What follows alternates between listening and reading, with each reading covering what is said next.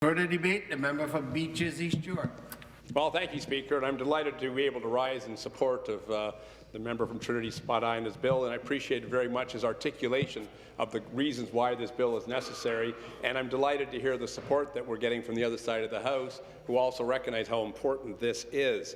I had the great fortune, I think I mentioned the other day, I've just moved into my new house in the Beach. I'm now no longer represented by the member from Toronto Danforth. I moved into the Beach, and I didn't have the opportunity to use a house inspector when I bought this property, Speaker, because the market was so hot.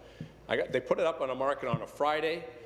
We saw it on Friday, saw it again Saturday morning. We bought it on Saturday afternoon in what's known as a bully bid, because they weren't going to take offers until Tuesday. And if I had to wait around to get a building inspector to take a look at it and reassure myself that it was worth the money, I never would have got it. So we just jumped right in. But my secret here was that my real estate agent used to be a builder. And so my real estate agent, Roger Kilgore, he's also known as Guy. So Guy, Speaker, takes me through the house, and he does the little nooks and crannies, does his check from a builder's perspective. And Guy is really knowledgeable about this, and so using Guy's advice, I go forward and we buy the house. In fact, we paid a little bit more than the asking price. I needn't go into the details there. It seems unnecessary. But my very first house I bought with the assistance of a very, very qualified house inspector. It was my Uncle Howard Rober. My middle name comes from him, my mother's brother. And his wife, Auntie Mary Lou, is the most incredible apple pie cook imaginable. It's in the Beach. I'll be happy to share that another time. But anyway, most incredible apple. So when I bought this new house, and I'm anticipating in my next, now that we're into the new house, she always brings by some apple pie. So I'm hoping she will read this Hansard in due course and remember that that's one of her obligations, is to come by. But my uncle was a trained house inspector, went on to become a real estate agent.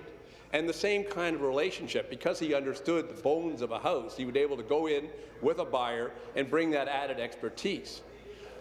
Now, the member from York Simcoe did raise the Latin, caveat emptor, and I was hoping I'd be the first one to spring a little Latin on the House Speaker, and I'm delighted she got in there first. But, you know, buyer beware is what it means in short and simplicity. You know, it also says that the buyer alone is responsible for checking the quality and the suitability of the goods before a purchase is made.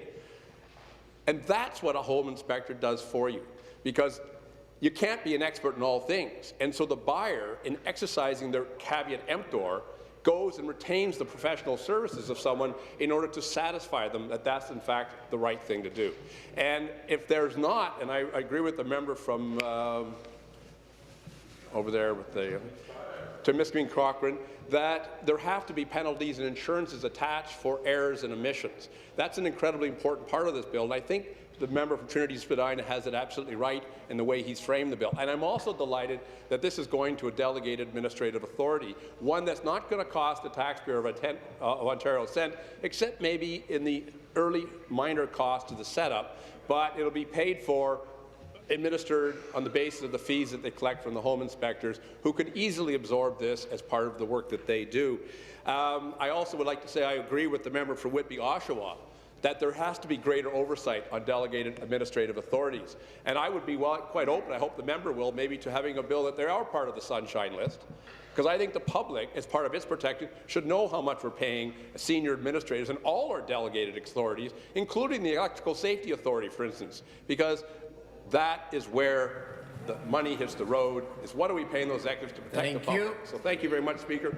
Good bill. Further debate.